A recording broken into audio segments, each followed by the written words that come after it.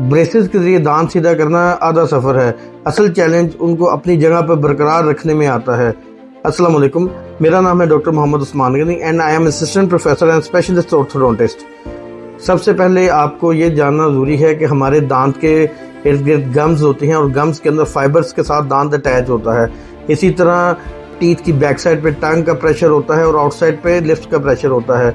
जिस वक्त हम लोग ब्रेसेस के ज़रिए टीथ की मूवमेंट करवाते हैं, यानी कि उनकी पोजीशन चेंज करते हैं, तो लिप्स का और टंग का प्रेशर आपस में चेंज हो जाता है।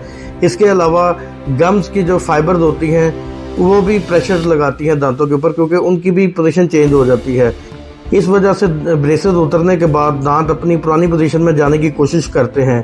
तो इस अमल को बचाने के लिए हम लोग रिटेनर का यूज़ करते हैं। रिटेनर एक ऐसी अप्लायंस होती है जो कि दांतों को एक नई पोजीशन के अंदर जो ब्रेसेस से हमने अचीव की होती है होल्ड करती है।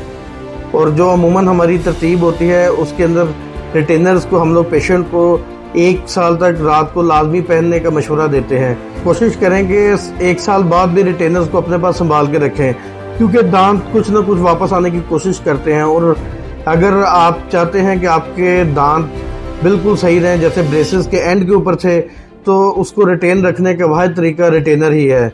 अगर आपका रिटेनर टूट जाए या गुम हो जाए तो इसे फौरी तौर पे अपने ऑर्थोडोंटिस्ट से बनवाएं, या आप हमारे क्लिनिक पे गनी डेंटल केयर जो कि इत्तेफाक हॉस्पिटल के पास मॉडल टाउन लाहौर में वाक़या है तशरीफ़ ला सकते हैं।